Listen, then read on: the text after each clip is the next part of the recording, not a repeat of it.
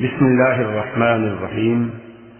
منہج corporation Jeddah برائے production و ڈسٹریبیوشن آپ حضرات کی خدمت میں قصص الانبیاء کا مبارک سلسلہ پیش کرنے کی سعادت حاصل کر رہا ہے۔ اب آپ اس مبارک سلسلے کا 18واں حلقہ سماعت فرمائیں۔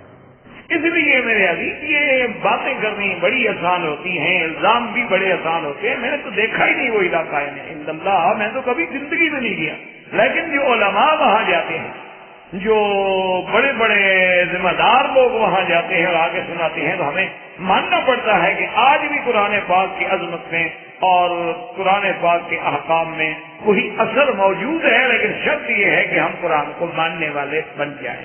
باقی ہم یہ چاہتے ہیں نا جی کہ اللہ بھی راضی رہے اور سودی کام بھی چلتا رہے اور اللہ بھی راضی رہے اور نماز بھی ہم پڑھ لیں گے، کعبہ شریف کا ایک آدھا طواف بھی کر لیں گے اور شام کو گھر میں بیٹھ کے تاش شاش بھی تھوڑی بہت کھیل لیں گے، اور کوئی زیادہ شریف آدمی ہو تو لوڈو کھیل لے گا، بہت زیادہ معزز آدمی ہو تو ٹی وی دیکھ لے گا۔ ہم کہا کہ دونوں راضی رہے نا، یہ تو نہیں نا کہ شیطان کے ساتھ بالکل تعلق کٹ جائے، وہ اندھا آنا جانا ہی چھوڑ دے، یعنی تو لگی رہے نا دونوں سے، صبح کو پی اور شام کو توبہ کر لی، رند کے رند رہے اور ہاتھ سے مسلمانی بھی نہ گئی، کیونکہ توبہ تو ہو رہی ہے نا روز۔ انا للہ و انا الیہ راجعون۔ یہ وہ نفاق ہے جو ہمیں پورے عالم میں ہمیں ذلیل کر چکا ہے۔ قصوہ میں دیکھ لیں، ہلسکرینہ میں دیکھ لیں، جیشان میں دیکھ لیں، کشمیر میں دیکھ لیں، عرب میں دیکھ لیں، ارکان میں دیکھ لیں، مشرقی تیمور میں دیکھ لیں، کافروں کا کتا بھی مر جائے تو پوچھا جاتا ہے، مسلمانوں کے بندے بھی مر جائیں تو کوئی پوچھنے والا۔ کیوں؟ آخر اتنی بے وقت ہم کیوں ہو گئے؟ تو سیدنا موسیٰ علیہ السلام کی بہت بڑی عظمت شان، تو چونکہ بالکل آپ کا واقعہ حضور سے ملتا ہے کہ جیسے انہیں فرعون کا مقابلہ، حضور کو بھی فرعون کا مقابلہ، جیسے انہیں دشمنوں نے بھی ستایا اور قوم نے بھی ستایا۔ موسیٰ علیہ السلام کو دونوں طرف سے تکلیفیں پہنچی، قوم فرعون سے بھی اور اپنی قوم بنو اسرائیل سے بھی۔ سرکار دو عالم صلی اللہ علیہ وسلم کو بھی دونوں طرف سے تکلیفیں پہنچی کہ باہر کے احزاب نے بھی ستایا اور اپنی قوم قریش نے بھی ستایا۔ سیدنا موسیٰ علیہ السلام کو جیسے بار بار ہجرت کرنی پڑی، اسی طرح سرکار دو عالم صلی اللہ علیہ وسلم کے صحابہ کو بھی کبھی مکے سے حبشہ، حبشے سے پھر مکہ مکرمہ، مکہ مکرمہ سے پھر حبشہ، حبشہ سے پھر مدینہ منورہ، بعین ہی وہی واقعات سرکار دو عالم صلی اللہ علیہ وسلم کو بھی پیش آئے۔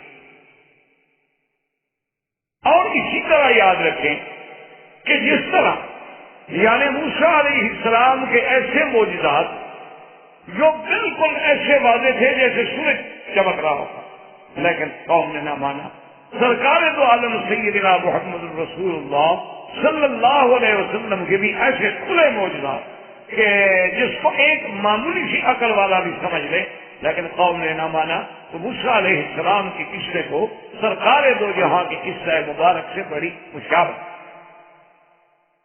اور اسی طرح یہ بھی دیکھ لیں کہ سیدنا محمد الرسول اللہ صلی اللہ علیہ وسلم جو ہے آپ بھی ولد اسماعیل یعنی سیدنا ابراہیم کی اولاد، حضور صلی اللہ علیہ وسلم بھی تو ولد ابراہیم ہے، اور موسیٰ علیہ السلام بھی یعقوب علیہ السلام کے پوتے کے پوتے ہیں، اور یعقوب علیہ السلام جو ہے حضرت اسحاق اور حضرت اسحاق حضرت ابراہیم کی اولاد، یعنی اوپر جا کر سلسلہ بھی ایک ہے کہ سرکار دو جہاں بھی دراصل سیدنا ابراہیم کی اولاد ہیں، یعنی آپ کے جد امجد حضرت ابراہیم۔ اسی طرح موسیٰ علیہ السلام کے جد امجد بھی حضرت ابراہیم، کیونکہ موسیٰ علیہ السلام جو ہے حضرت یعقوب کے پوتے کے پوتے، اور حضرت یعقوب علیہ السلام کی اولاد میں سے ہیں۔ تو اس وجہ سے بھی اللہ تبارک و تعالیٰ نے موسیٰ علیہ السلام کے قصہ مبارک کو بڑی تفصیل کے ساتھ قرآن میں متعدد سور مبارک میں ذکر کرنا ہے۔ اور دوسری بات یہ یاد رکھیں کہ علماء کرام نے لکھا کہ اس واقعے کو موسیٰ علیہ السلام کے قصہ مبارک کو اللہ نے اتنی تفصیل کے ساتھ کیوں بیان کیا؟ انہوں نے کہا کہ اس کی وجہ یہ ہے کہ میرے آقا رحمت للعالمین، رحمت دو جہاں سیدنا محمد رسول اللہ صلی اللہ علیہ وسلم کی جب بعثت ہوئی، آپ کو نبوت ملی، آپ کا اعلان ہوا، تو آپ کے مقابلے پر جو قومیں تھیں، سب سے پہلے مکے میں آپ کا ٹکارا جو ہے مشرکوں سے ہوا، مکے کے کافروں سے، قریش۔ اور جب سرکار دو عالم صلی اللہ علیہ وسلم مدینہ منورہ میں تشریف لے گئے تو مقابلہ کس سے ہوا؟ یہود سے، کہ وہاں یہود جو تھے بڑے زور میں تھے، بنی قریظہ، بنی قینقاع اور بنو نذیر، اور تو اس لیے، اور یہ سب یہودی جو تھے، یہ کون تھے؟ یہ اپنی نسبت کرتے تھے سیدنا موسیٰ علیہ السلام کے ساتھ کہ ہم تو یہ صاحب تورات ہیں، ہم تو اہل کتاب ہیں، ہم تو موسیٰ علیہ السلام کو ماننے والے ہیں۔ آج بھی یہودیوں سے پوچھ لیں، وہ کہتے ہیں بھی ہم تو بالکل اہل کتاب ہیں، اور ہم اپنی کتاب پہ اتنے پکے ہیں، یعنی واللہ میں اللہ کے گھر میں مسجد میں بیٹھا ہوں حرم میں، مجھے افسوس سے، دکھ سے یہ بات کہنی پڑتی ہے کہ یہود اپنے اس کتاب کے بعض اصولوں پہ اتنا پکا ہے، یعنی آج بھی، یعنی آپ یہ تصور نہیں کر سکتے کہ کوئی یہودی کوئی بکری یا بھیڑ یا دمبا یا مرغی ایسی اپنے کھانے میں استعمال کر لے گا جس کی ذبح کا اس کو یقین نہ ہو، سوال نہیں کرتا، سوال ہی پیدا نہیں ہوتا۔ یعنی آپ حیران ہوں گے کہ بڑے بڑے ذمہ دار لوگ جو ہے نا، یا لائن کے بڑے بڑے قسم کے جو یعنی ان کے جی ایم لیول کے لوگ ہوتے ہیں یا ڈائریکٹر ہوتے ہیں، وہ ہمیں سفر میں مشورہ دیتے ہیں کہ بھئی اگر کوئی ایسی بات ہو آپ لکھ لیا کریں کوشش، اطمینان سے کھائیں، اہل کتاب کا ذبیحہ ہے۔ پورے یورپ میں آپ جائیں، پورے امریکہ میں آپ جائیں، پوری افریقہ میں آپ جہاں مرضی آ جائیں، اگر اس ملک میں یہودی رہتا ہے تو بڑی بڑی سپر مارکیٹیں ہیں، ان میں اس کا کھانے کا بالکل سیکشن الگ، وہاں آپ کو ہر چیز جو ہے وہ ملے گی، ذبیحہ ہوگا، اور اس میں خنزیر کی چربی بھی نہیں ہوگی۔ ان کے بسکٹ الگ ہوں گے، ڈبل روٹی الگ ہوگی، ان کے جناب جتنے استعمال کرنے کی چیزیں ہیں، مثلاً یہ ہیئر کریم ہے، کریم ہے چہرے کی، یہ وہ، یعنی جن میں شبہ ہو سکتا ہے کہ اس میں ہو سکتا ہے کہ خنزیر کی چربی ہو، وہ سوال پیدا نہیں ہوتا کہ وہ استعمال کریں۔ اور ہمارے تو ماشاءاللہ پڑھے لکھے لوگ جو ہیں اپنے گھروں میں قیمتی سے قیمتی میک اپ کا سامان لے آتے ہیں نا، بڑی مشہور کمپنیوں کا، روشاس کا، الزفت آرڈن کا، جس میں 100% خنزیر کی چربی ہوتی ہے، 100%، 90% بھی نہیں۔ اسی لیے ان کے آپ نے دیکھا ہوگا نا کہ ان کا جو کلر ہوتا ہے وہ بڑا رہتا ہے، زائل نہیں ہوتا جلدی، کیونکہ اس میں لازم الکوہل ہوتا ہے، الکوہل کا جب تک ٹچ نہ ہو رنگ رہ نہیں سکتا۔ اسی لیے آپ جتنے بیوریج بناتے ہیں نا مسلمان، تو آپ ابھی دیکھیں گے تو سارے بچوں کا منہ بھی لال پیلا ہو جائے گا شربت کے رنگ میں، لیکن پیپسی کا ان کا رنگ نہیں چڑھتا آپ کے کپڑوں۔ وجہ کیا ہے؟ اس میں پیپسین ہوتا ہے، اس میں الکوہل ہوتا ہے۔ لیکن ہم نے تو کبھی خیال نہیں کیا نا، اس لیے کہ دیکھیں جی اپنا گوشت اگر لیں تو 25 ریال کلو، اور باہر کا گوشت ملتا ہے 8 ریال کلو، چاہے مردہ جانور کا ہو چاہے کسی بلا کا ہو، ہمیں کیا ملتا تو 8 ریال کا ہے۔ ہمیں تو جو سستا ملے، ہم نے کہا مجھے، ہم نے ہوٹل کھولا ہے جناب، ہم نے 10 ریال کی پلیٹ دینی ہے، 25 ریال کلو والا گوشت لے کر 10 ریال کی پلیٹ دیں، ہم تو ختم ہو گئے، اس لیے ہم 8 ریال والا کیوں نہ لیں۔ اچھا مسلمان بھی سمجھتے ہیں یار بوٹیاں اس میں بہت ہیں، اچھا حرام ہے حلال ہے، بسم اللہ تو پڑھ رہے ہیں نا یار، خدا کے گھر میں حلال ہی آیا ہوگا جی، اور جی مکے مدینے میں حرام بھلا کہاں سے آ سکتا ہے؟ یہ ابو جہل تمہارے ملک میں رہتا تھا جی، مکے مدینے، اور اللہ کے بندے ہر جگہ شیطان کے چھوٹے چھوٹے ذریت کام کرتی ہے، یہاں خود بڑا ابلیس کام کرتا ہے، یہ مرکز ہے، یہ اسلام کا دارالخلافہ ہے، یہاں ہمیں گمراہ کرنے کے لیے وہ خود خبیث خود کام کرتا ہے۔ باہر تو اس کو پتا ہے کہ ایک چھوٹا سا بھیج دیں گے، ایک بچہ سا بھی جنوں کا شیطانوں کا تو کافی ہے ان کو تو آگے لگانے میں، ان کا کیا ہے، یہ تو ایسی قوم ہے سبحان اللہ، ان سے 11ویں منواؤ تو تیار ہیں، ان کو حضرت حسین کی شہادت سناؤ رونے کے لیے تیار ہیں، یزید کی بہادری اور صفائی میں تقریر کر دو تو یہ نعرے مارنے کے لیے تیار ہیں، باقی یزید بے گناہ تھا۔ اس قوم کا کیا ہے؟ یہ بڑے لوگ ہیں سخت کہ ماننے پہ آئے تو صدیق بن گئے، اور انکار کیا تو ابو جہل بن گئے۔ یہ دل میں نہیں ہے، درمیان میں ہے، کبھی ادھر کبھی ادھر، کبھی ادھر کبھی ادھر، یہ نہیں، اس لیے یہاں وہ بدبخت خود کام کرتا، اسی لیے آپ سارے، یہ میں ایسے نہیں کہہ رہا، قرآن و حدیث کی روشنی میں کہہ رہا ہوں. جب حضور صلی اللہ علیہ وسلم کے بارے میں مشورہ ہوا، قرآن نے وَإِذْ يَمْكُرُ بِكَ الَّذِينَ كَفَرُوا، تو شیطان جو ہے ایک نجدی شیخ کی شکل میں بزرگ بن کے آگے سردار بن کے شریک ہو گیا. وہ خود آیا. جب بدر کا موقع آیا تو ابو جہل کے ساتھ خود چلا، کسی اور کو نہیں بھیجا. اس لیے یہاں تو ہمارے بھٹکنے کا زیادہ خطرہ ہے. یہاں تو ہمارے راستے میں اگر چھوٹا سا کانٹا بھی آ گیا تو پتہ نہیں ہم کہاں جائیں گے. حرمین ہے، یہ تو اللہ کا حرم ہے، بلد امین ہے. اس لیے علماء نے لکھا ہے کہ موسیٰ علیہ السلام کے واقعے کو اس لیے بھی کھول کے بیان کیا گیا کہ آگے یہود موجود ہیں اور وہ چیلنج کر رہے ہیں حضور صلی اللہ علیہ وسلم کو. ان کے پاس تورات ہے اور وہ دعویٰ کر رہے ہیں کہ جی آپ تو اس امت میں بھیجے گئے جو امیین ہیں، ان پڑھ قوم تھی، اور ہم تو اہل کتاب ہیں. اس لیے انہوں نے تو اللہ تبارک و تعالیٰ نے موسیٰ علیہ السلام کے واقعے مبارک کو اتنا کھول کے بیان کر دیا کہ حقیقتاً تو یہود جو تھے نا جی وہ بالکل یعنی لا جواب ہو گئے، لیکن ضد کا تو کوئی نہ. جیسے وہ ایک مثال مشہور ہے، ایک آدمی کہا جی میں لاہور گیا تھا، پورے لاہور کو جھوٹا کر کے آ گیا. انہوں نے کہا یار کمال ہے، سارے لاہور والے جھوٹے ہو گئے. انہوں نے کہا جب میں نے کسی کی نہیں مانی، بس میں نہیں مانتا تھا کسی کی، سارے جھوٹے ہو گئے. وہ جو کہتے تھے میں نہیں مانتا، تو لہٰذا لاہور والے سارے جھوٹے ہو گئے، میں ہی سچا رہا نا اکیلا.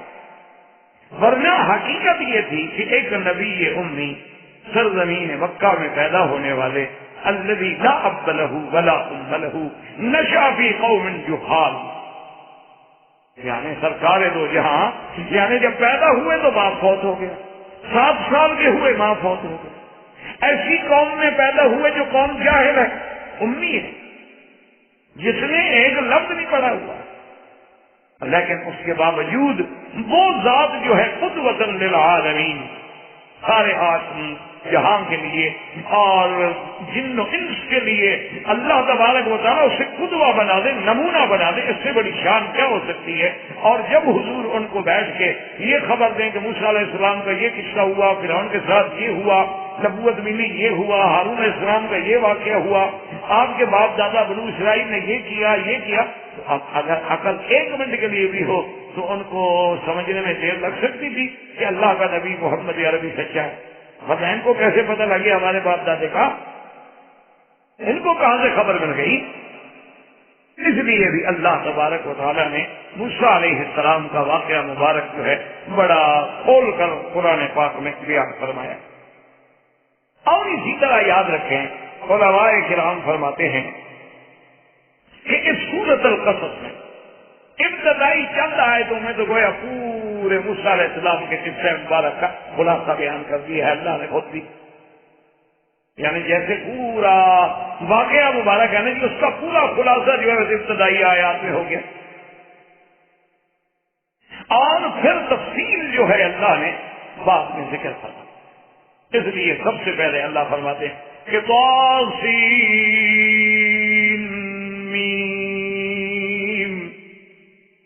تلک آیات الکتاب المبین نتلو علیک من نبأ موسیٰ وفرعون بالحق لقوم یؤمنون. اللہ نے ارشاد فرمایا طاسین میم، یہ حروف مقطعات ہیں، ان کے معانی ان کے اسرار اللہ کے سوا کوئی نہیں جانتا، اللہ اعلم بمرادہ.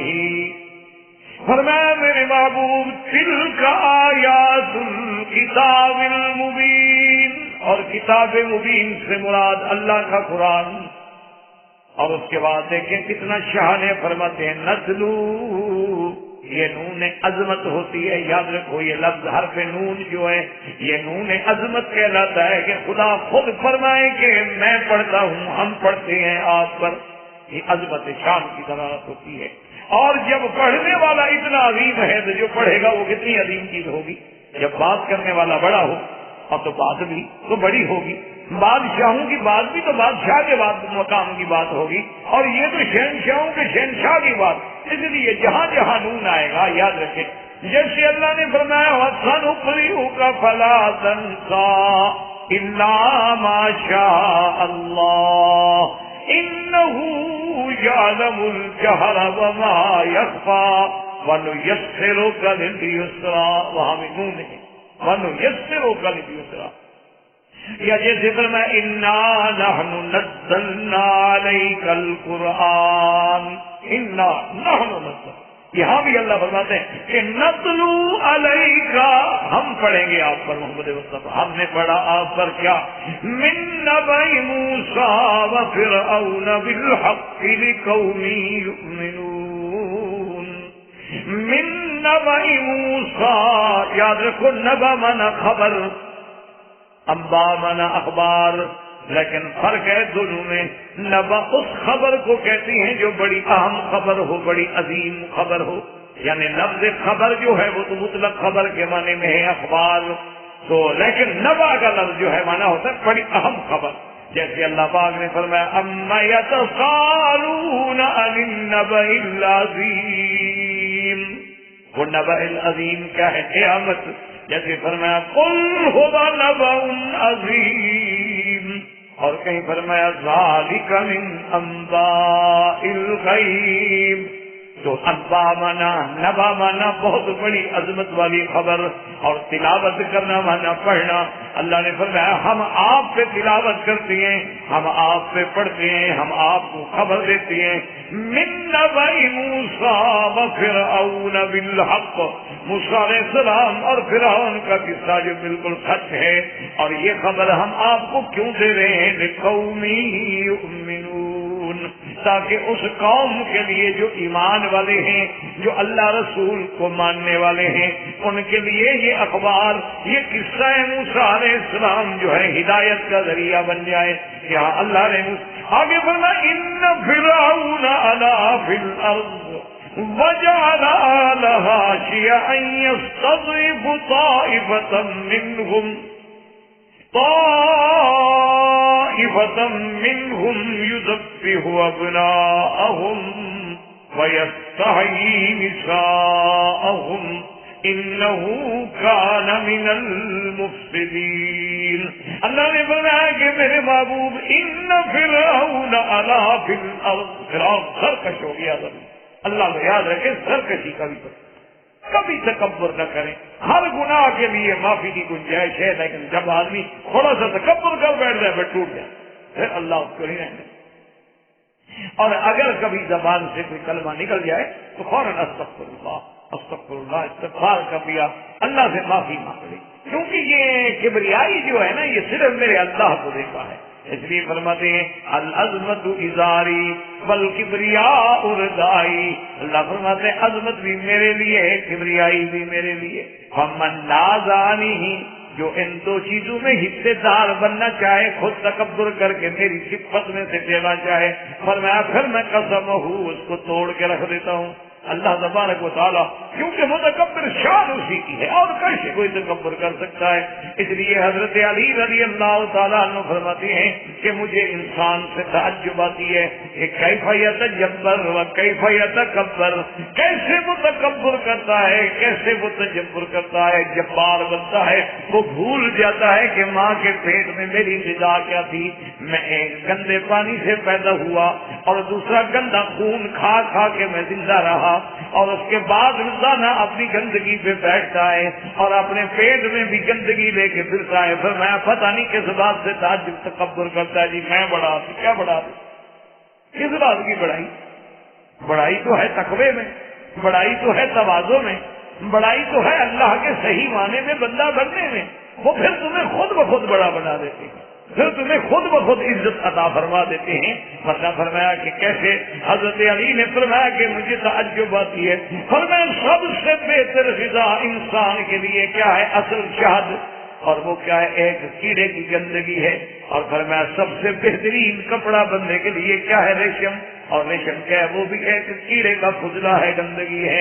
اور فرمایا پیٹ میں بھی گندگی ہے اور 24 گھنٹے میں ایک دفعہ یا 2 دفعہ اپنی گندگی پہ بیٹھ کے اپنے ہاتھوں سے گندگی صاف کرتا ہے اور پھر بھی کہتا ہے کہ میں اور میں کس بات کی میں.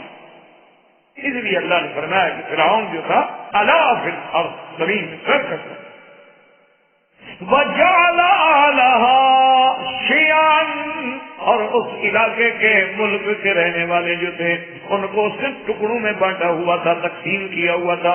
یستضعف طائفۃ منہم، ایک جماعت کو اس نے اتنی کمزور کر دیا، اتنی ان کو کچل ڈالا تھا کہ یذبح ابناءہم ویستحیی نساءہم انہو کان من المفسدین.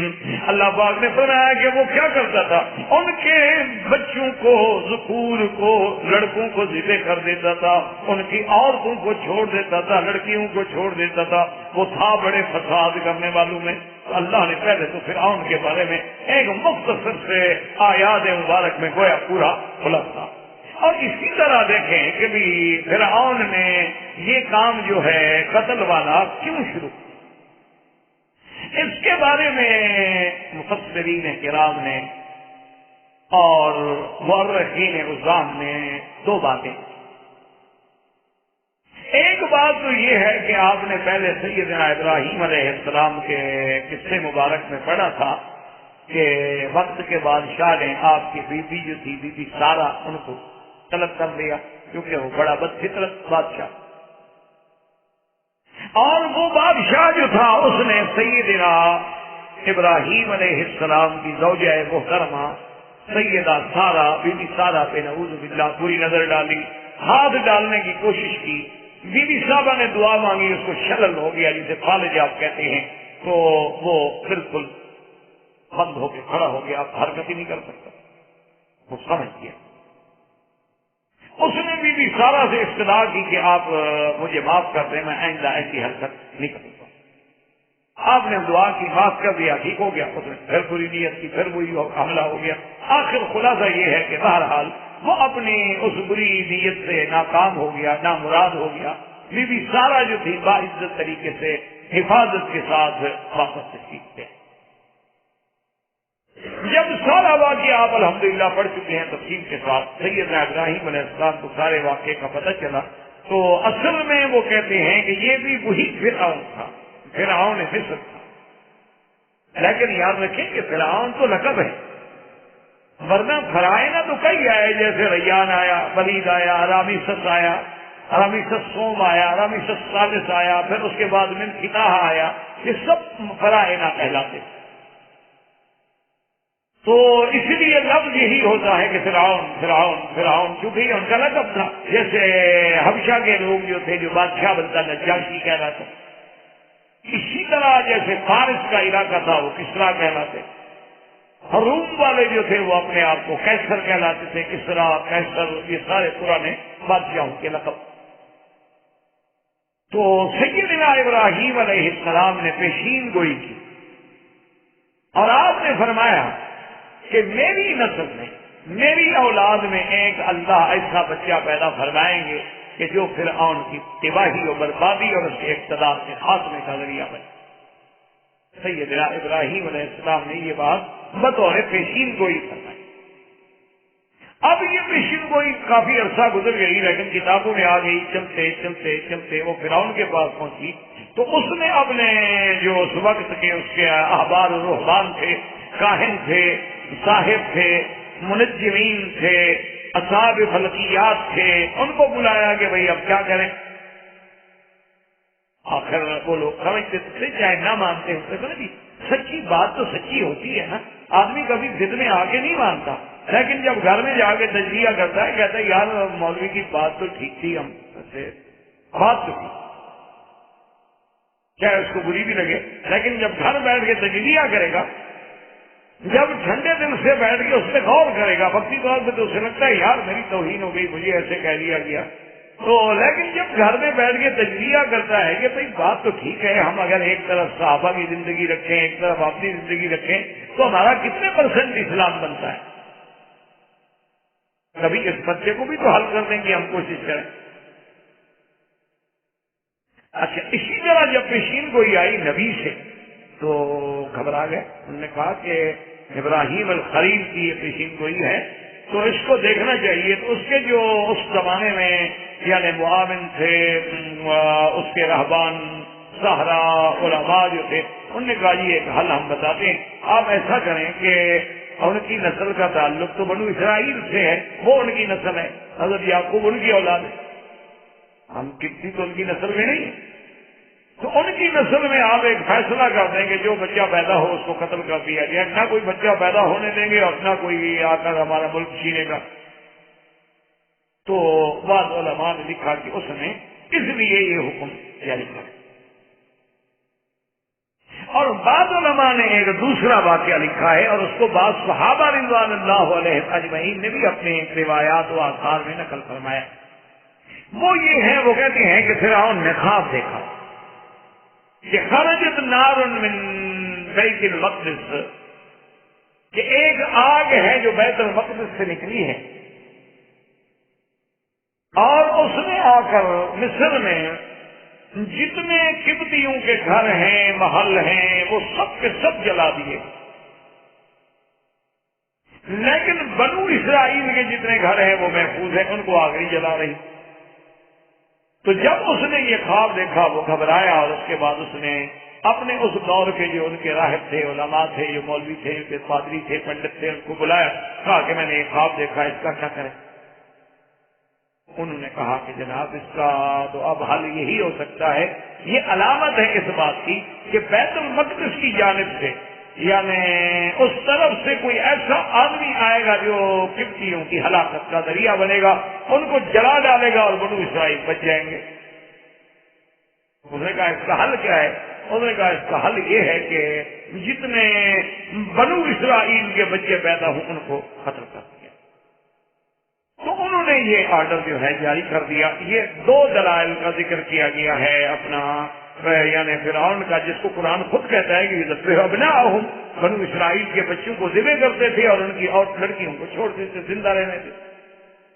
اور بعض علماء نے فرمایا کہ اس کی وجہ یہ تھی کہ اس نے چونکہ بنو اسرائیل کو بہت زیادہ عذاب میں مبتلا رکھا، اور جتنے حقیر کام ہوتے تھے، جی روڈ بنانا ہے، سڑک بنانا ہے، صفائی کرنی ہے، حمامات ہیں، گھر کے گندے کام ہیں، وہ سب بنو اسرائیل کریں، اور جتنے مؤثر کام ہیں وہ سارے قبطی کریں۔ اس وجہ سے اب اس کی جنگیں ہو رہی تھی اپنے دشمن ملکوں سے۔ اس بنا سے بھی بعض علماء نے لکھا کہ ایک سبب یہ بھی اس کے دماغ میں تھا کہ کبھی بنو اسرائیل اتنی طاقت میں نہ آ جائیں کہ میرے دشمنوں سے مل کے یہ میرے لیے اندرونی طور پر مشکلات پیدا کرتے۔ چلو ایک تو ان پہ دہشت مسلط رہے گی، اور دوسرا ان کا اتنا اب عادت پڑھنے ہی نہیں دیں گے۔ جب ان کے جوان مارے جائیں گے تو عورتیں کیا کریں؟ تو بعض علماء نے لکھا کہ اس کے دماغ میں ایک بات یہ بھی، اور اسی طرح بعض علماء نے لکھا ہے کہ اس کے دماغ میں دراصل یہ بات بھی تھی کہ جس قوم کے جوان ہی مارے جائیں، عورتیں ہی رہ جائیں، تو پھر اس قوم کا کیا حال ہوتا ہے؟ شوکت ہی ختم ہو جاتی، عزت ہی ختم ہو جاتی، عظمت ہی ختم ہو جاتی، کہ جن کے جوان مار دیے جائیں، صرف عورتیں بچ جائیں، تو اب وہ بیچاری کیا ہیں، وارث ہیں، ان کے سروں پہ تو کسی کا سایہ ہے نہیں، پھر ان کے ساتھ جو چاہے زیادتی کرتا پھرے۔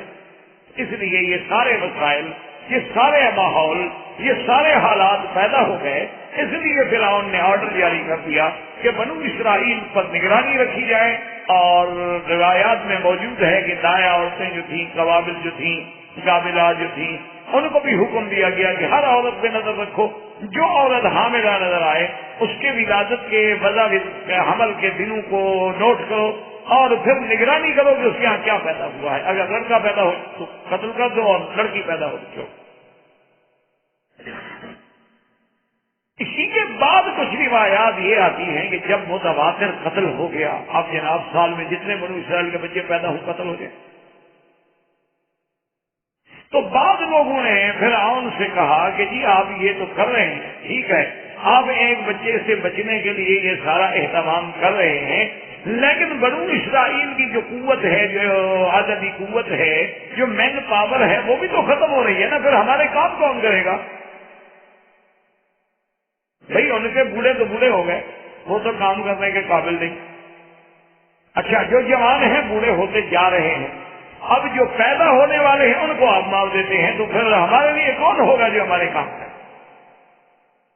تو پھر فرعون نے پھر ایک اور آرڈر جاری کیا، ایک اور آرڈیننس نافذ کر دیا کہ جناب ایسا کریں کہ 1 سال جو ہے اس میں تو چھوٹ دی جائے، جو بچہ پیدا ہو کچھ نہ کہو، لڑکا ہو یا لڑکی، اور 1 سال جو ہے لڑکا قتل کر دیا جائے اور لڑکی جو ہے اس کو چھوڑ دی۔ تو اب ایک نیا حکم جاری ہو گیا۔ اچھا خدا کی شان دیکھیں کہ سیدنا ہارون علیہ السلام اس سال پیدا ہوئے جو چھٹی کا سال تھا، لہٰذا ان کو تو کسی نے کچھ نہیں کہا، تعدد ہوا ہی نہیں، ان کو تو ویسے چھوڑنا تھا انہوں نے۔ اور موسیٰ علیہ السلام، اللہ کی شان یہ ہے کہ اس سال میں پیدا ہوئے جس سال میں قتل کا آرڈر جاری تھا۔ تو یہ اللہ تبارک و تعالیٰ کی ہر چیز میں حکمت ہے۔ تو اب جناب یہ ہے کہ موسیٰ علیہ السلام اللہ کے کروڑوں صلاۃ والسلام سیدنا موسیٰ علیہ السلام پہ، ان کا جب اللہ کو منظور تھا اور ان کی والدہ کے بطن مبارک میں سیدنا موسیٰ علیہ السلام تشریف لے آئے۔ بعض علماء نے کتب سابقہ سے، روایات اسرائیلیہ سے یہ لکھا ہے کہ ام موسیٰ علیہ السلام کا نام جو تھا ایا تخت، اور بعض نے کہا ہے ایا رخا، 2 نام نقل کیے گئے ہیں کتابوں میں، یعنی لیکن یہ اسرائیلی روایات ہے، قرآن تو نام لیتا نہیں اور نہ حدیث مبارک میں نام ہے، اس لیے بہرحال کتب متقدمہ سے یہ روایات ہمیں ملتی ہیں کہ موسیٰ علیہ السلام کی والدہ کا نام یا تو ایا تخت تھا اور یا ایا رکھا تھا۔ تو اب بی بی صاحبہ کا جب یعنی حمل تو ٹھہر گیا، اب جو دن قریب آتے گئے بی بی صاحب خوف میں مبتلا ہوتی، کیونکہ ان کو پتا تھا کہ موسیٰ علیہ السلام کی پیدائش جب ہوگی تو یہ ظالم لوگ جو ہے قتل کر دیں، اس لیے بی بی صاحبہ بڑی گھبرا رہی تھی، اور اپنے اس حمل کو چھپانے کے لیے جو امکانی تدابیر تھی وہ بی بی صاحبہ کر رہی، یعنی زیادہ باہر نہ جانا، کسی کے گھر میں نہ جانا، یعنی جو ممکنہ تدابیر ہو سکتی تھی وہ بی بی صاحبہ اختیار کر رہی تھی، لیکن بہرحال ہر وقت خائف تھی کہ کیا ہوتا ہے۔ اسی کے ضمن میں اللہ تبارک و تعالیٰ نے فرمایا کہ اوحینا الی ام موسیٰ، کہ ہم نے پھر موسیٰ علیہ السلام کی اماں کی طرف وحی فرمائی، اور اللہ تبارک و تعالیٰ نے موسیٰ علیہ السلام کی والدہ کو وہ ہدایات عظیمہ عطا فرمائی۔ تو بہرحال اس میں جیسے اکبر الہ آبادی نے ویسے ایک بڑی اچھی بات کی ہے، وہ کہتا ہے کہ فرعون نے تقریباً کتابوں میں ہے کہ 70,000 بنو اسرائیل کا بچہ قتل کرا دیا۔ وہ کہتا ہے کہ یوں قتل کے بچوں سے وہ بدنام نہ ہوتا، افسوس کے فرعون کو کالج کی نسل۔ وہ کہتا ہے اگر ایک اعلیٰ کالج بنا دیتا نا، کالج سے کہاں نبی پیدا ہوتے؟ آج تک کوئی کالج سے نبی پیدا ہوا ہے یونیورسٹی سے؟ تو اس کو تو یہی ڈر تھا نا کہ کوئی ایسا آدمی پیدا نہ ہو جائے جو دین پہ رہ کے ہمیں خراب کرے، تو اس کا کیا ضرورت تھی گولیاں مارنے کی؟ اس سے بہتر یہی تھا کہ بھئی سرکاری تعلیم دلا دیتا بچوں کو، تو پھر بالکل کام ٹھیک ٹھاک ہو جاتا کہ کیسے بو آئے ماں باپ سے، اولاد سے ماں باپ کے اتوار کی، دودھ ہے ڈبے کا اور تعلیم ہے سرکار کی، تو اس کے بعد تو تصور ہی نہیں پیدا ہو سکتا۔ اور جو سب سے قیمتی دودھ ہے، آپ ڈاکٹر لوگ ہیں ذرا پڑھ لیا کریں کہ اس میں کیا کیا ہوتا ہے، یہ ذرا آپ تحقیق کر لیں، جو سب سے مہنگا ہو نا اسی کو چیک کریں، جو سب سے سستا ہو سکتا ہے کہ ان بلاؤں سے خالی ہو، لیکن جو زیادہ سے زیادہ قیمتی ہوگا نا جی، جیسے وہ ہمارے ایک مولوی صاحب ہیں، ابھی زندہ ہے ماشاءاللہ، وہ کہتے تھے مکی صاحب جب آگے کوئی لفظ شریف کا لگے نا تو ڈرا۔ میں نے کہا کہ انہیں اچھا سے ایک قبر شریف، گیارہویں شریف، عرس شریف، چیلم شریف، خیرات شریف، صدقہ شریف، انہوں نے کہا جہاں جہاں یہ آگے لفظ لگ جائے نا سوچو کہ کوئی بدعت آئی، سمجھو کہ کوئی چیز آ رہی ہے، ورنہ یہ اور تو کسی کو نہیں کہتے شریف، یہ سارا شرف ان کے لیے لگایا ہے جو سنت کے خلاف ہے۔ تو بہرحال اللہ تبارک و تعالیٰ کی شان ہے، اللہ فرماتے ہیں کہ ہم نے موسیٰ علیہ السلام کی والدہ کی طرف وحی کی، زندگی رہی انشاءاللہ تو بات باقی۔ وآخر دعوانا الحمدللہ رب العالمین۔ برادران اسلام، واجب الاحترام بزرگوں، دوستوں، بھائیوں، عزیز نوجوانوں، الحمدللہ اللہ کے فضل و کرم، احسان و منت سے سلسلہ قصص الانبیاء علیہ السلام کے ضمن میں ہم سیدنا موسیٰ علیہ السلام کے قصہ مبارک کو شروع کر چکے تھے، اور جس کا ابتدائی کچھ حصہ میں نے پہلے درس سابقہ میں عرض کر دیا۔ سیدنا موسیٰ علیہ السلام اللہ کی قدرت سے اس سال میں پیدا ہوئے جس سال میں فرعون نے بچوں کے لیے جو نوبہ مقرر کیا تھا کہ 1 سال کے لیے معاف کر دیا کہ بس قتل کر، اور 1 سال میں جو بھی بچہ پیدا ہو قتل کر دیا جائے اور بچی پیدا ہو چھوڑ دیا۔ اب یعنی آپ دیکھیں خدا کی شان ہے، یہ قرآن پاک میں ایک جگہ نہیں، سیدنا موسیٰ علیہ السلام کا ذکر جو ہے 138 مقام پہ اللہ نے قرآن میں فرمایا ہے، اور قرآن مقدس کی جو بڑی بڑی صورتیں ہیں سب میں حضرت موسیٰ علیہ السلام کا آپ کو ذکر ملے گا۔ سورۃ بقرہ ہے، آل عمران ہے، نساء ہے، اعراف ہے، انعام ہے، طٰہٰ ہے، قصص ہے، انبیاء ہے، ہود، سب میں اللہ نے موسیٰ علیہ السلام کا ذکر کیا۔ کیونکہ دراصل یہ بات نہیں ہوتی کہ ہم صرف موسیٰ علیہ السلام کا قصہ پڑھ کے اور ماشاءاللہ سو جائیں، نہیں، اللہ پاک یہ دکھانا چاہتے ہیں کہ ہر دور میں فرعون اور موسیٰ کا مقابلہ ہوگا، ہر دور میں فرعونہ پیدا ہوں گے اور ان کے مقابلے پہ موسیٰ بھی پیدا ہوں گے۔ لکل فرعون موسیٰ، اللہ ہمیں یہ دکھانا چاہتے ہیں اور جگانا چاہتے ہیں کہ تم یہ دیکھو کہ اپنے اعمال کی بنا پر تم فرعون کی پارٹی میں ہو یا موسیٰ کی پارٹی میں، ورنہ ایسے واقعات ذکر کرنے کا کوئی مقصد ہی نہیں۔ یعنی جو حضور صلی اللہ علیہ وسلم کے آنے سے پہلے 1000 سال پہلے ایک قصہ گزر گیا، کیا ضرورت ہے دہرانے کی؟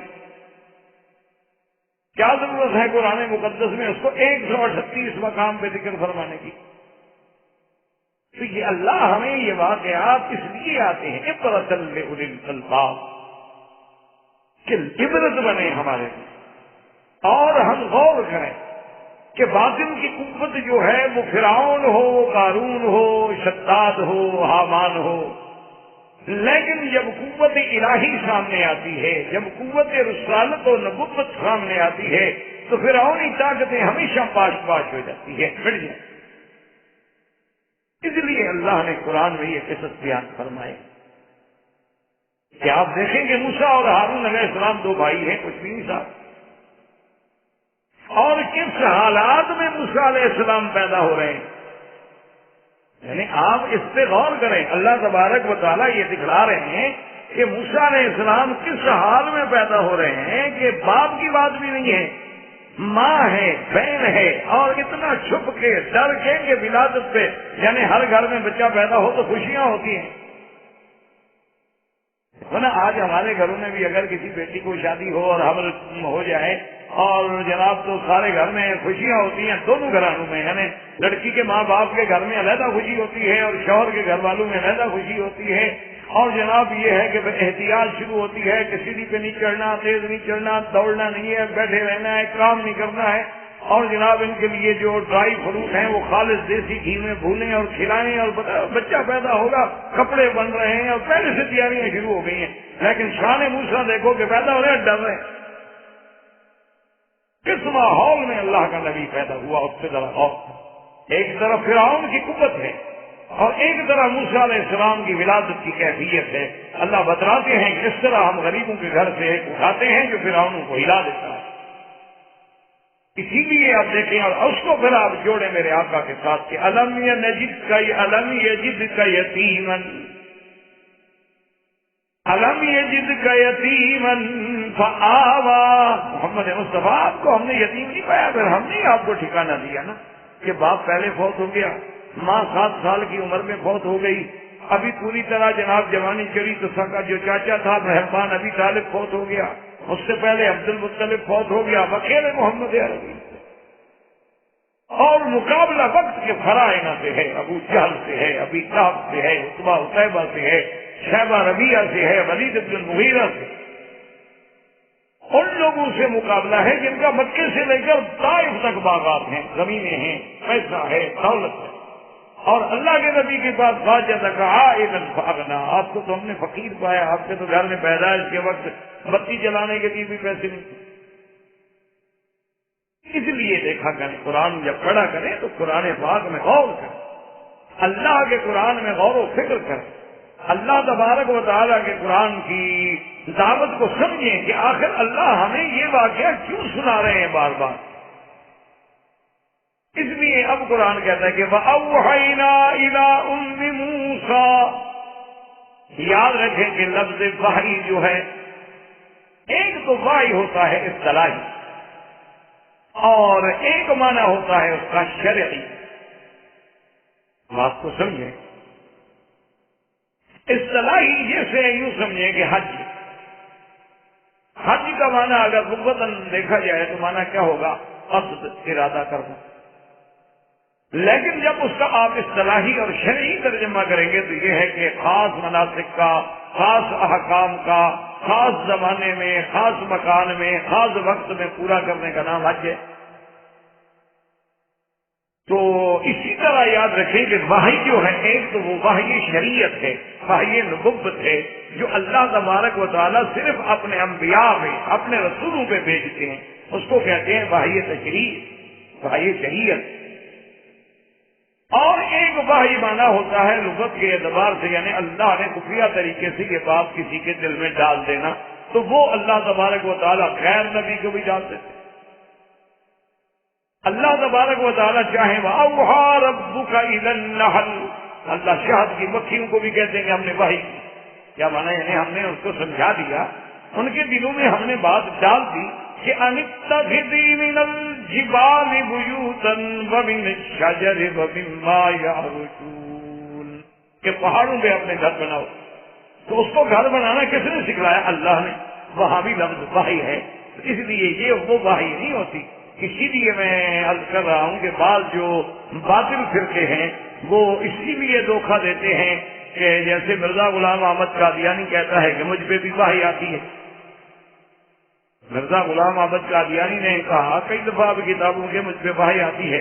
تو ایک دفعہ ان کے مریدین نے پوچھ لیا کہ جی وحی آتی ہے تو فرشتے کا نام؟ انہوں نے کہا فرشتے کا نام ہے ٹیچی. غلط تو نہیں کہا نا؟ نبی جب انگریزی ہوگا تو فرشتے تو انگریزی آئے گا نا.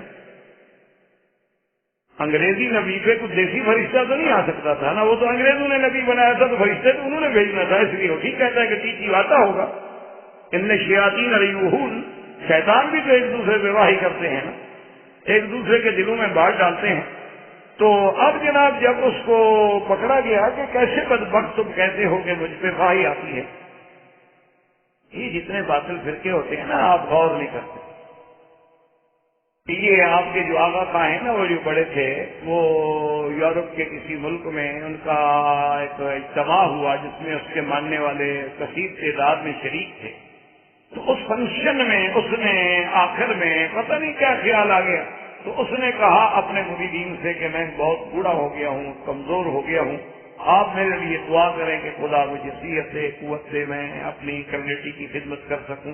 کیوں خدا کو تو پھر ماننا پڑتا ہے نا. ابھی امریکہ میں الیکشن ہو رہا ہے نا، آپ اخباریں پڑھیں سارے روز خدا کو یاد کریں. دونوں کینڈیڈیٹ دعا کریں خدا میری مدد کرے. وہ کہتے ہیں خدا میں، اب خدا یاد آ گیا.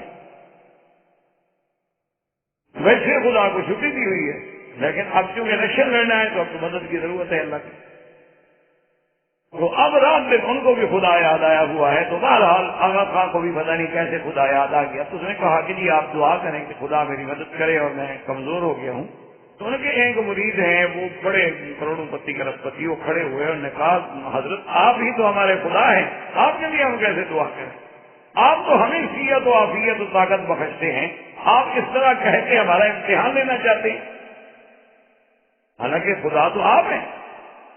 تو آغا خان صاحب خاموش ہو گئے کہ چلو مریدین اتنے اعتقاد میں ہیں، پھر ان کو کیوں خام خواہ حقیقت کھولی جائے. یعنی اس طرح ہر باطل فرقہ یعنی اپنے آپ کو خدا کہلوانے پہ بھی خاموش ہے.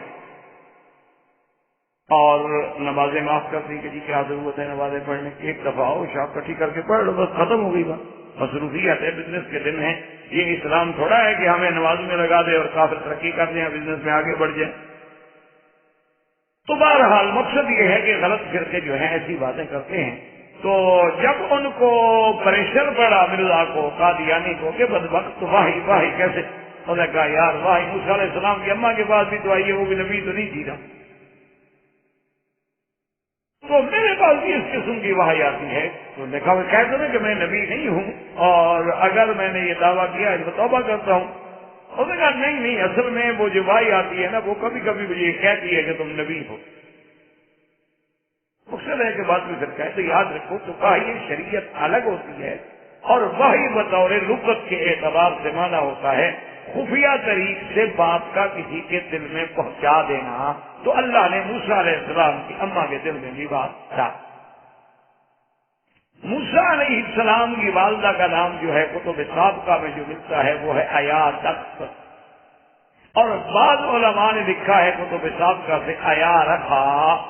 اور ہمارے ہاں بھی جاہلوں کا ایک بڑا عجیب عقیدہ ہے، وہ کہتے ہیں موسیٰ علیہ السلام کی والدہ کے جس کو نام آ جائے نا اس کو بڑے پیسے ملتے. وہ یہ تفسیر کا وہ کہتے ہیں عمل ہے کہ پیسے ملنے شروع ہو جاتے ہیں.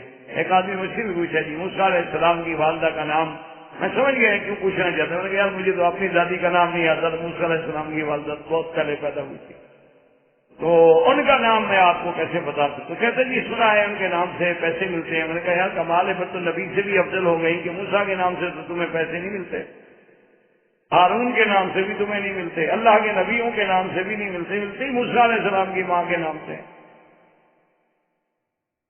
تو بہرحال کہنے کا مقصد یہ تھا کہ موسیٰ علیہ السلام کی والدہ کے دل میں اللہ نے بات ڈال دی کہ آپ اپنے بیٹے کو دودھ پلائیں، اور دودھ پلانے کے بعد انہیں ایک صندوق میں بند کیا جائے اور صندوق میں بند کر کے اس صندوق کو دریا میں رکھ. اچھا کہاں پر آ کر دو روایات ہیں، دو یعنی قول ہیں علماء. ایک قول تو علماء کا یہ ہے کہ موسیٰ علیہ السلام جب پیدا ہوئے نا تو اماں نے اللہ نے جو بات دل میں ڈالی ہوئی تھی نا اسی کے مطابق موسیٰ علیہ السلام کو فوراً نہلا کے دھلا کے اور ایک چھوٹی سی صندوق بنا لی لکڑی کی، پہلے سے تیار رکھی تھی، اس کے اندر حضرت موسیٰ علیہ السلام کو لٹا دیتی، دودھ پلا کے وہ سو جاتے، اور اس کو رسی لگی ہوئی تھی جس کو وہ باندھ دیتی تھی چھپا کے دریا کے کنارے پہ، اور صندوق دریا میں ڈال دیتی تھی. اور جب آتے تفتیش والے دیکھنے والے گھر میں کوئی بچہ نہیں، وہ چلے جاتے. لیکن اتفاق ایسا ہوا کہ ایک دن اللہ کی قدرت سے وہ رسی جو تھی وہ ٹوٹ گئی اور صندوق رہ گئی. یعنی بعض مفسرین کرام رحمت اللہ علیہم اجمعین نے، کیونکہ قرآن تو ایسی تفاصیل بیان ہی نہیں کرتا، کیونکہ اللہ کے قرآن کا تو یہ اسلوب بیان ہی نہیں کہ وہ ان تفاصیل میں جائے کہ جی بس جو اللہ کا حکم ہے اس کا. اور اکثر مفسرین فرماتے ہیں کہ یہ بات نہیں، بات ایک ہی دفعہ کی ہے کہ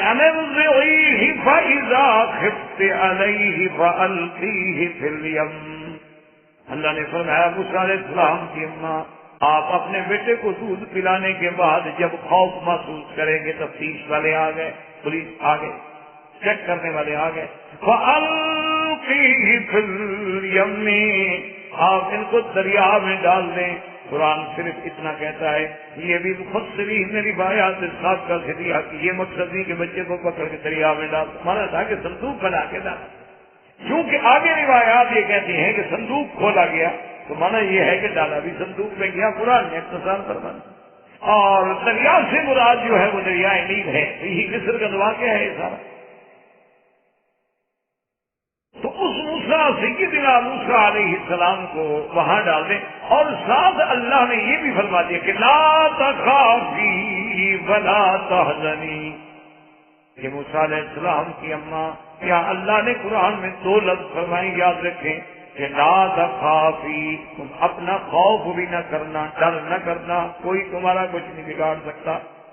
ولا تحزنی، اور موسیٰ علیہ السلام کا بھی غم نہ کرنا، تم یہ بھی خوف نہ کرنا کہ آخر راز تو کھل جائے گا، کہ بچہ تو ہوا اور بچہ دریا میں ڈالا گیا، کہاں ڈالا گیا، آخر وہ بچہ پتہ نہیں کہاں جا کے پکڑا جائے گا. اللہ نے فرمایا بالکل تم اپنا ڈر نہ کرو اور موسیٰ علیہ السلام کا بھی غم نہ کرو. تو اس لیے علماء نے لکھا ہے کہ لفظ خوف وہاں استعمال ہوتا ہے جب اپنے لیے خوف ہو، اور لفظ حزن وہاں استعمال ہوتا ہے جب دوسرے کا غم ہو. اس لیے دونوں لفظوں کے استعمال میں ایک لطیف فرق ہے. یعنی اگر مجھے اپنا خوف ہے تو پھر کہا جائے گا کبھی لا تخف، مت ڈرو، کیوں ڈرتے ہو بھائی. اور اگر مجھے کسی دوسرے کا غم ہے تو پھر کہا جائے گا بھی لا تحزن، غم نہ کرو یار، اللہ اس کی مشکل بھی حل کر دیں گے. تو اس لیے اللہ تبارک و تعالیٰ نے یہاں دونوں لفظ مبارک جو استعمال فرمائے. اور موسیٰ علیہ السلام کی والدہ کو تسلی دینے کے لیے. اور خدا کی شان ہے اللہ کی ہر حکم میں ایک حکمت کہ قرآن مقدس میں جو بھی لفظ آیا ہے اس میں حکمت، کیونکہ کلام حکیم ہے. العلیم الحکیم، حکمت والے رب کا کلام ہے. جب حکمت والے رب کا کلام ہے تو حکمت سے خالی کیسے ہو سکتا؟ اسی لیے دیکھیں کہ جب سیدنا سرکار دو جہاں رحمت للعالمین حضرت محمد رسول اللہ صلی اللہ علیہ وسلم غار ثور میں ہیں اور سیدنا ابو بکر ساتھ ہیں، تو حضرت ابو بکر پریشان ہوئے جو صحیح احادیث مبارک میں ہے کہ انہوں نے عرض کیا کہ یا رسول اللہ کافر تو بالکل پہاڑ کے اوپر آ گئے ہیں اور پہاڑ میں سوراخ بھی ہے، اگر ان یعنی ایسے اپنے پاؤں والی جگہ کی طرف بھی انہوں نے دیکھ لیا تو ہمیں دیکھ لیں گے. وہ حضرت آقا انعامدار نے فرمایا ابو بکر ما ظنک باثنین اللہ ثالثہما، کیا بات ہے تمہارا کیا خیال ہے دو تو ہوں کوئی اور ان کے ساتھ تیسرا خدا ہو، ان دو کا بھی کوئی کچھ بگاڑ سکتا ہے؟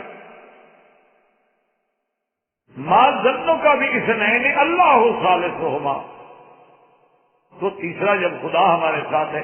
اور اس کے بعد اللہ نے جو قرآن تعالیٰ فرمایا اذ یقول لصاحبہ لا تحزن، کہ سرکار دو جہاں اپنے دوست سیدنا ابو بکر کو فرما رہے ہیں کہ غم نہ کرو. تو اللہ نے دراصل یعنی اللہ تو جانتے تھے نا کہ ایک وقت آئے گا کہ ایسے لوگ بھی پیدا ہوں گے روافض اور شیعہ جو یہ کہتے ہیں کہ جی سیدنا ابو بکر صدیق نے جب ان کو پتہ چل گیا کہ مشرکین مکہ اس پہاڑ پہ پہنچ گئے ہیں تو انہوں نے رونا شروع کر دیا. اصل میں وہ اسی لیے رو رہے تھے کہ اوپر والے سن لیں اور آگے پکڑ لیں حضور کو.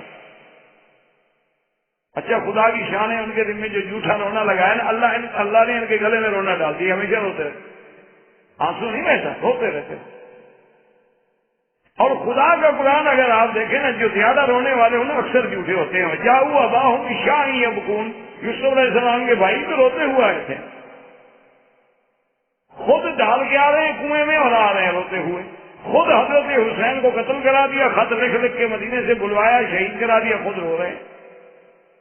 بلانے والے کون تھے؟ کیا آپ آئے ہم آپ کی بیعت کریں گے؟ تبھی تو گئے تھے حضرت حسین، دشمنوں نے تھوڑا بلایا تھا. یا حضرت حسین جنگ کرنے کے لیے تشریف لے گئے تھے، 72 آدمی خاندان کا، بیویاں بچے عورتیں لے کر.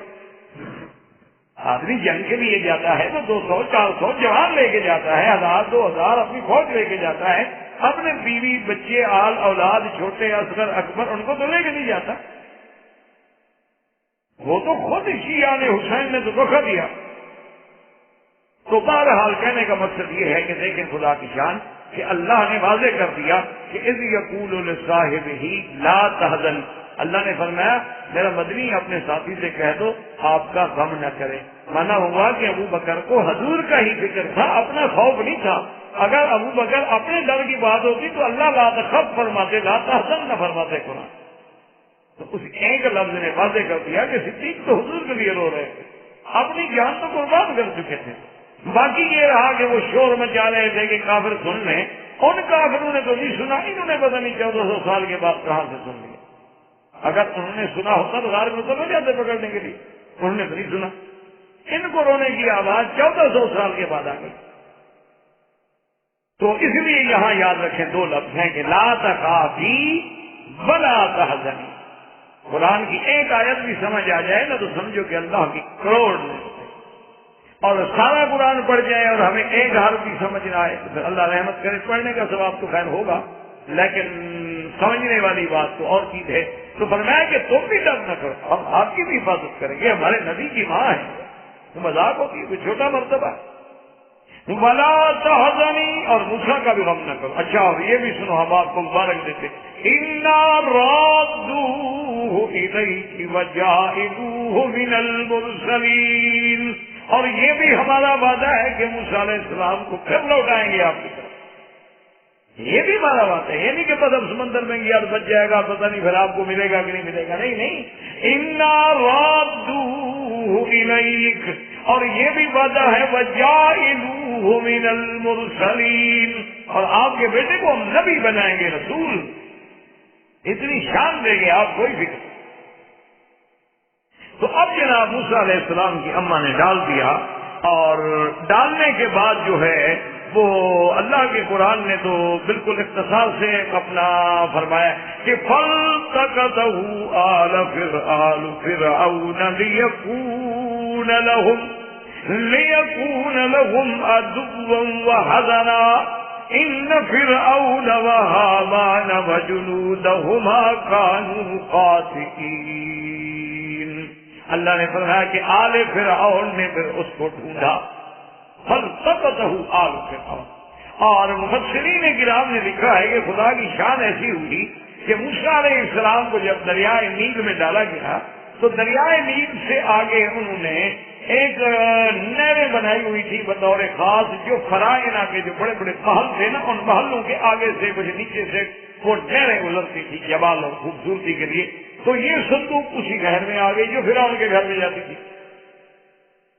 اور وہاں سے جانے کے بعد آگے جو فرعون کے محل کا اپنا سوئمنگ پول تھا، یہ پرانی فرعون کی رسمیں ہیں سوئمنگ پول وغیرہ کی، ورنہ مسلمانوں نے نہانا ہو تو جھیلیں بھی ہیں، نہریں بھی ہیں، دریا بھی ہیں۔ یہ جو سسٹم ہے نا، یہ وہی فرعونی سسٹم ہے، یہ آج کی بات نہیں ہے۔ جیسے چھری کانٹا پہلے پڑھ نہیں چکے یوسف علیہ السلام کے قصے میں، ٹیبل پہ بیٹھ کے کھانا کھانا، متکئا فآتت کل واحدۃ منہن سکینا، ہر کسی کو چھری پکڑوانا، ٹیبل لگا کے کرسی لگا کے کھانا کھانا۔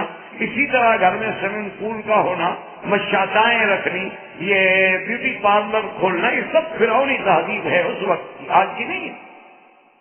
ہم تو ان کے پیروکار ہیں، ہم تو نیاز مند لوگ ہیں۔ کبھی ہم فرعون کے تہذیب کے پرستار ہیں، کبھی ہم یونان کی تہذیب کے پرستار ہیں، کبھی ہم رومن امپائر کی تہذیب کے پرستار ہیں، اور نہ ملے تو پھر گئے گزرے انگلستان تو ہے ہی ہے۔ ہمارا قریبی جو مربی ہے، تربیت دینے والا، وہ تو انگلستان ہے۔ اس لیے بہرحال تو اب جناب وہ جب صندوق آئی تو قرآن کہتے ہیں فَالْتَقَطَهُ آلُ فِرْعَوْنَ، آل فرعون نے اس کو پکڑا۔ اس لیے بعض علماء کہتے ہیں کہ آل فرعون سے مراد یہ ہے کہ فرعون کی لڑکی وہاں تھی سوئمنگ پول پہ، تو اس نے پکڑا کہ یہ صندوق ہے، ہمارے گھر میں صندوق کیسے آ گیا، ابھی پکڑو پکڑو پکڑو۔ حالانکہ یہ بات نہیں، آل فرعون سے یاد رکھو، آل سے مراد صرف اولاد نہیں ہوتی، آل سے مراد اولاد بھی ہوتی ہے اور اتباع بھی ہوتے ہیں، یعنی جو ان کے طریقے پہ چلنے والا ہے سب اس کی آل ہے۔ اسی لیے قرآن کہتا ہے کہ ادخلوا آل فرعون اشد العذاب، اور اس سے پہلے قرآن کیا کہتا ہے اغرقوا فادخلوا نارا، کہ جب ہم نے ان کو غرق کر دیا تو اسی وقت ہم نے ان کو آگ میں ڈال دیا، یعنی عالم برزخ قبر کا عذاب شروع ہو گیا نا۔ النار یعرضون علیہا غدوا وعشیا، صبح شام ان کو جہنم کی آگ پہ پیش کیا جاتا ہے۔ وَيَوْمَ تَقُومُ السَّاعَةُ أَدْخِلُوا آلَ فِرْعَوْنَ أَشَدَّ الْعَذَابِ، اور قیامت والے دن اللہ حکم دیں گے کہ آل فرعون کو سخت عذاب جہنم میں ڈال دو۔ تو یاد رکھو آل کا معنی ہوتا ہے اتباع، تو جو فرعون کے طریقے پہ چلنے والے تھے سب آل فرعون، اس سے مراد صرف اس کی اولاد نہیں، مطلب یہ ہے کہ جہنم میں صرف فرعون کی اولاد کو ڈالا جائے گا اور باقی جو ماننے والے ان کو چھوڑ دیا جائے، یہ بات۔ اسی لیے دیکھیے اب قرآن کو اور حدیث کو آپ سمجھیں، اللہ پاک مجھے آپ کو سمجھ دے کہ اللہم صلی علی محمد وعلی آل محمد، یہاں آل محمد نہیں ہے، لفظ ہے آل محمد۔ اللہ نے ایسا کرم کر دیا کہ اللہ نے بتایا کہ اللہ کے نبی پہ بھی اور نبی کی اتباع کرنے والے، کلمہ پڑھنے والے جو قیامت ہے ان سب پر بھی رحمت۔ کما صلیت علی ابراہیم وعلی آل ابراہیم، اس لیے یہ نہیں کہ صرف آل کے لیے درود پڑھتے ہیں، آل سے مراد سب مسلمان ہیں۔ اسی لیے پہلے بھی دیکھ لیں کہ السلام علیک ایھا النبی ورحمۃ اللہ وبرکاتہ، بات تو ختم ہو گئی، پھر السلام علینا وعلی عباد اللہ الصالحین، سب پر۔ اس لیے آل فرعون جو تھے، ان کی خادمائیں، ان کی کنیزائیں، وہ سب جو تھی جناب دیکھ رہی تھی، انہیں صندوق دیکھی حیران ہو گئی، صندوق پکڑی، اور صندوق پکڑنے کے بعد بی بی آسیہ کو اطلاع کی۔ بی بی آسیہ جو ہے یہ فرعون کی بیوی تھی، اس زمانے میں تو کافروں سے نکاح ہوتے تھے۔ بی بی آسیہ زوجہ فرعون تو تھی لیکن دین فرعون میں نہیں تھی. یہاں پر جیسے نوح علیہ السلام کی بیوی، نوح علیہ السلام کی بیوی تو تھی لیکن دین نوح پہ نہیں تھی. لوط علیہ السلام کی بیوی، لوط علیہ السلام کی بیوی تو تھی لیکن دین لوط پہ نہیں تھی. اسی طرح خدا کی قدرت ہے کہ فرعون کی بیوی ہے لیکن دین فرعون میں نہیں ہے. اللہ نے اس کے دل میں توحید اور ایمان اور سب خیالات جو تھے پہلے سے ڈالے. تو اب محل میں صاف بات ہے کہ ملکہ کو رپورٹ کی گئی کہ جی صندوق ہے. فرمایا جلدی کرو، بلاؤ، کھولو. اور جب صندوق کا شور ہوا تو فرعون بھی آ گیا،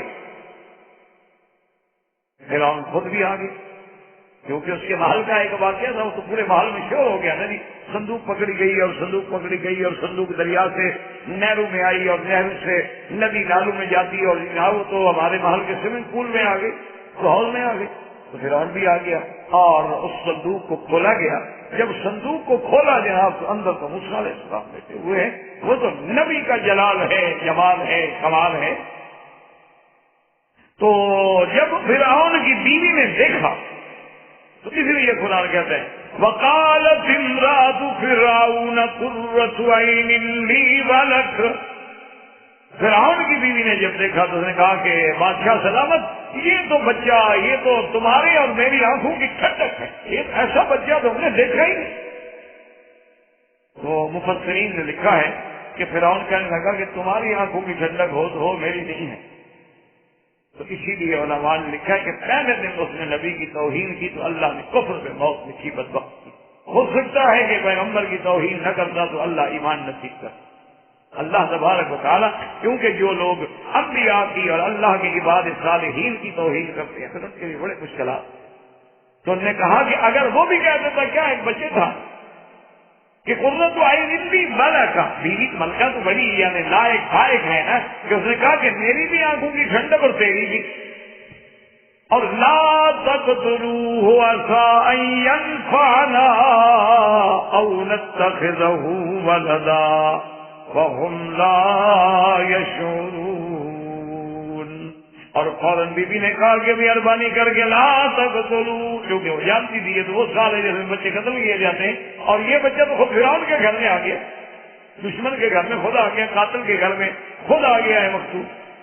لا تقتلوہ عسى، ختم نہ کریں ہرگز. عسى ان ينفعنا، ہو سکتا ہے کہ ہمارے لیے ویسے نفع ہو یا ہم اسی کو ہی بیٹا بنا اور اتخذہ ولدا، ہم بیٹا بنا لیں گے. اللہ نے فرمایا ان کو پتہ نہیں کیا کر رہے ہیں، کیا سوچ رہے ہیں. وہ اپنی سوچوں میں ہیں اور تقدیر کے اپنے فیصلے ہیں. من درج خیال ہے فلک درج خیال. ہم اپنا خیال کرتے رہتے ہیں اور مالک کے فلک و سما اپنے خیال میں ہیں، اور خیال تو اسی کا چلے گا جو مالک. اب قرآن کہتے ہیں فَأَصْبَحَ فُؤَادُ أُمِّ مُوسَىٰ فَارِغًا إِن كَادَتْ لَتُبْدِي بِهِ لَوْلَا أَن رَّبَطْنَا عَلَىٰ قَلْبِهَا لِتَكُونَ مِنَ الْمُؤْمِنِينَ. اللہ پاک فرماتے ہیں کہ اب موسیٰ علیہ السلام کی ماں پہ کیا گزری. آپ خود تصور کریں نا کہ بیٹا ہو، اپنے ہاتھوں سے آدمی صندوق میں ڈال کے دریا میں ڈال دے تو وہاں پہ کیا گزرے. اللہ نے فرمایا اگر ہم نے اس کے دل کو نہ تھام لیا ہوتا نا، وہ تو کھل کے بات کہہ دیتی، رو پڑتی فراق میں کہ میرا بیٹا ہے، میرا بیٹا ہے، کہاں گم ہو گیا، بھاگ پڑتی. لیکن ربطنا علی قلبہا، ہم نے اس کے دل کو باندھ دیا. اس لیے علماء فرماتے ہیں کہ یہ درجات ہیں. پہلا درجہ ہوتا ہے انابت کا، وَأَنِيبُوا إِلَىٰ رَبِّكُمْ، اور دوسرا درجہ ہوتا ہے ہدایت کا، اور تیسرا درجہ ہوتا ہے استقامت کا، اور چوتھا درجہ ہوتا ہے رغبت کا کہ اللہ تبارک و تعالیٰ پھر جس پہ راضی ان کے دلوں کو خود تھام لیتے ہیں، ان کو پھر خود کنٹرول کر لیتے ہیں کہ ان سے پھر کوئی غلط بات ہونی نہیں، ان سے بے صبری کا کلمہ نکلنے ہی. اس لیے بی بی صاحبہ نے صبر کیا اور فرمایا وقالت لأخته قصیہ فبصرت به عن جنب وهم لا يشعرون. بیوی نے حضرت موسیٰ علیہ السلام کی بہن سے کہا کہ بیٹی جاؤ اپنے بھائی کا پتہ بتاؤ. کسی ہے کا ہمارا کیا ہوتا ہے بھائی اسی آثار میں جدھر ہم نے صندوق ڈالی ہے اور پانی بہ رہا ہے، لازمی بات ہے کہ صندوق ادھر نیچے ہی جائے گی، تو تم ذرا وہی راستہ لے کے نیچے چلی جاؤ ڈھونڈتی جاؤ، پتہ نہیں پتہ لگ جائے گا موسیٰ علیہ السلام کا۔ چلو کچھ تو تسلی ہو، کچھ تو ہم اپنی طرف سے کوشش کریں۔ یہاں بھی اللہ نے قرآن میں بی حضرت موسیٰ علیہ السلام کی بہن کا بھی نام لے دیا، لیکن بعض مفسرین فرماتے ہیں کہ ان کا نام ام کلثوم تھا، لیکن بہرحال قرآن کی تو یہ سنت اللہ ہے کہ قرآن عورتوں کے نام نہیں لیتا الا مریم، کیونکہ موسیٰ عیسیٰ علیہ السلام کا کیونکہ ولادت ہی بغیر باپ کے ہوئی تھی تو قرآن نے وہاں صرف نام لیا ہے، جس سے اشارہ ملا ہے کہ عورت کے صرف وجود کا پردہ نہیں ہوتا، عورت کے نام پر بھی پردہ۔ اسی لیے علماء کا حکم ہے کہ کبھی بھی اپنی عورت کو نام لے کے نہ پکارا کر۔ آج کل تو خیر رواج یہی ہے نا جی، نام لے کے ہی پکارا جاتا ہے، اسی لیے تو نام الٹے پلٹے رکھتے۔ میں نے شاید پہلے بھی آپ کو ایک لطیفہ سنایا تھا کہ نہیں، میرا اپنا ایک دوست ہے، مولوی ہے، خطیب ہے، بہت بڑا معروف آدمی ہے ماشاءاللہ، ہمارا نام تو نہیں لیتا تھا کہ غیبت میں شمار نہ ہو جائے، تو وہ حج پہ اتفاق سے آئے ہوئے تھے، میرے دوست ہیں ماشاءاللہ، ان کی بڑی مہربانی ہے۔ تو وہ عشاء کی نماز کے بعد تو میں نے اس سے کہا کہ آج میں آپ کو چائے وائے پلاتا ہوں، بیٹھے بیٹھ جائیں گے ذرا اس بہانے سے تھوڑا سا باتیں کر لیں۔ تو ہم ہوٹل کی طرف جا رہے تھے کہ کسی ہوٹل میں بیٹھ جاتے ہیں، حج کا رش ہے، تو کہیں بھی جہاں موقع ملے گا کہ تھوڑا رش کم ہو تو چائے پلا دوں۔ تو اس نے چلتے چلتے کہا کہ مکی صاحب آج ہی میں نے فون کیا تھا گھر میں، تو میرے گھر میں لڑکی اللہ نے دی ہے، بچی پیدا ہوئی ہے میرے گھر میں، اس کے لیے کوئی نام بتائیں۔ میں نے کہا آپ مولوی آدمی ہو، کوئی اس میں کون سا مشکل ہے؟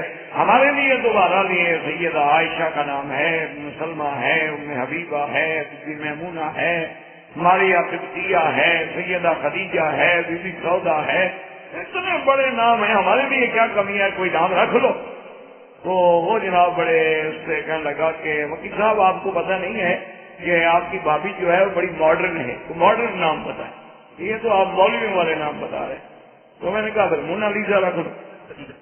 وہ ناراض ہو، میں نے چائے نہیں پیتا جی، آپ نے میرے اوپر طنز کیا۔ میں کہا اب کیا کروں، آخر کیا خدا بندہ ہے تیرے سادہ دل بندے کے ڈر جائیں کہ درویشی بھی عیاری اور سلطانی بھی عیاری، تو آخر میں کیا کروں، میرے پاس کیا حل ہے؟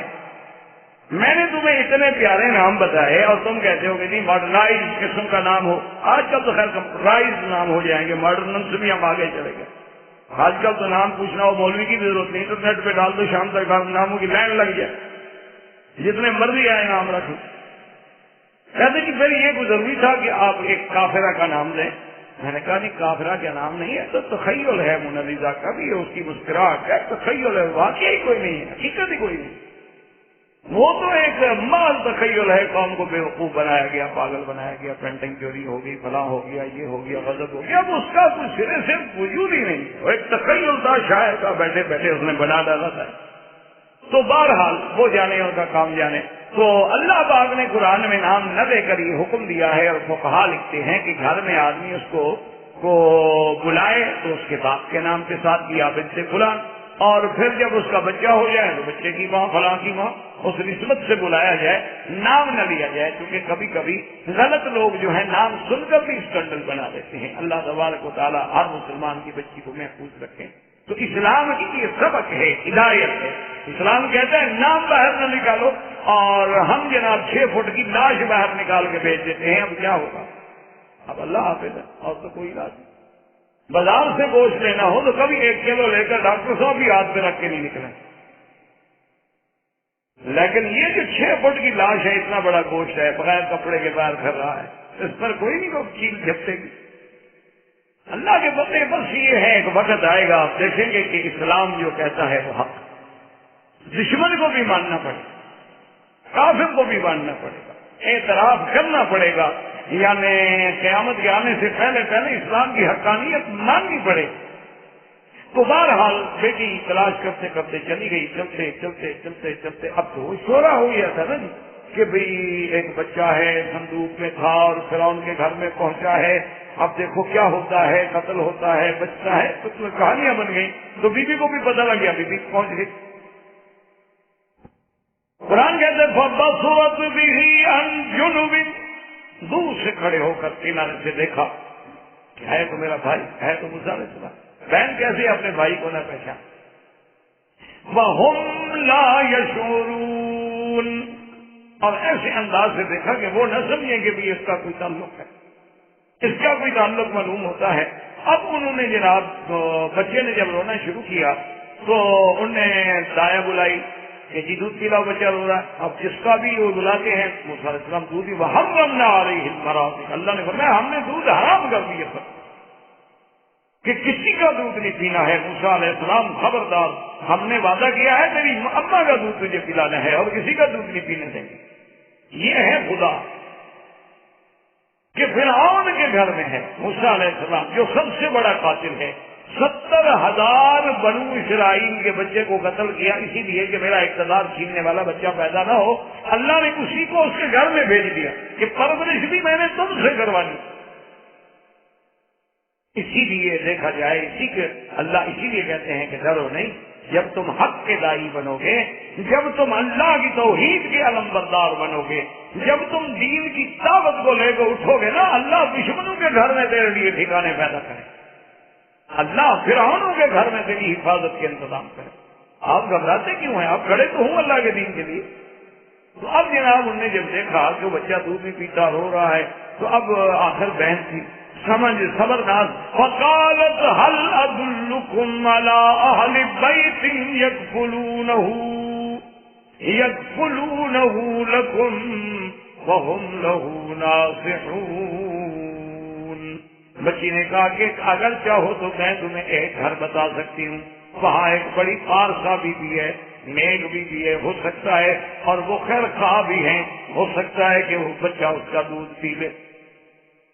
اب جناب یہ ہے کہ انہوں نے کہا کہ چلو ٹھیک بتائیں کون. اور بعض روایات میں یاد ہے کہ جب وہ بی بی نے کہا نا کہ وہ ہم لہو ناصحون اور وہ گھرانے والے اس بچے کے خیر خواہ بھی ہیں، تو فرعون کھار گیا. اس نے کہا اچھا ادھر آؤ، کون ہو تم؟ وہ گھر والے اس بچے کے خیر خواہ کیسے ہیں؟ اس بچے کے ساتھ ان کا کیا رشتہ ہے؟ تو اللہ نے بی بی کو عقل دیا. انہوں نے فرمایا بادشاہ آپ نے سمجھا نہیں، میں نے کہا تھا ہم لہو تمہارے خیر خواہ ہیں، تم نے موسیٰ علیہ السلام کی طرف اشارہ سمجھ لیا، حالانکہ میرا اشارہ تمہاری طرف تھا کہ وہ گھرانہ تمہارا خیر خواہ. تو بادشاہ نے کہا اچھا یہ بات ہے تو ٹھیک ہے. اس نے کہا جاؤ اس کو لے کے آؤ. اب جناب جب وہاں سے شاہی فرمان آیا اور بی بی ساتھ ہیں، دوڑی ہوئی گھر آئی، ان کو باہر کھڑا کیا. اماں سے کہا کہ اماں جان آپ دیکھیں نا کہ اس وقت ورنہ ماں تو خوشی میں آگے کیا نہ کہے، یہ بھی تو رب کا قلب ہے نا، اللہ نے دل کو تھاما ہوا ہے. ورنہ اس حال میں جس کا بچہ مل جائے اس کے خوشی کا کیا عالم ہوگا، پھر اپنے آپ کو خوشی میں کنٹرول کر سکتی ہے. لیکن ربط نہ حالات کرتے تھا. اللہ فرماتے ہم نے جو دل کو باندھ رکھا تھا.